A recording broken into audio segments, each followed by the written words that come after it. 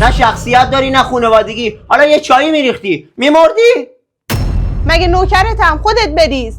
دست نداری؟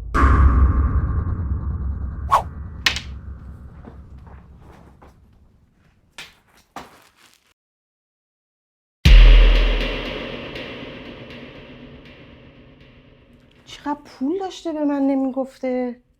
کاش باهاش مهربون بودم. حالا چجوری ازش پول بگیرم؟ عشقم برات چای تازه دم آوردم.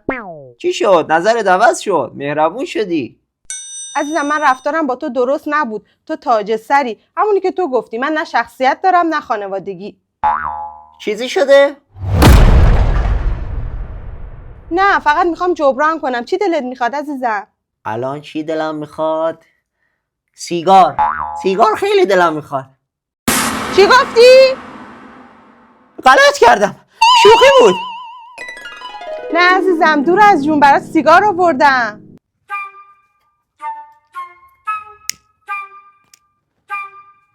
الان راضی هستی از من؟ اگه همون لباسا من بشوری چند وقتی هم که نشد سیبوی گن میده. ممنونت میشم. چشم عشقم، تو جون بخوا.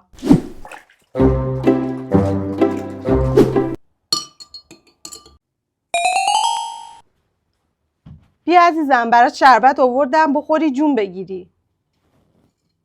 ممنونم. عشقم میخواستم بگم یکم پول داری بهم بدی؟ گفتی پول؟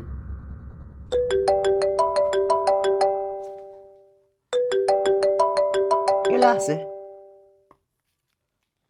چیه؟ آماده است بابا. خودم میام پرد میکنم تو صورته. چی فکر کردی؟ من خانوادم مثل کوه پشت منو خیلی دوست دارم.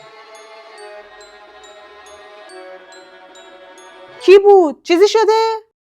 چی؟ رضا بود، میخواست پارم کنه. پول ازش گرفته بودم، خدا رو شکر جور شد، اوکی شد.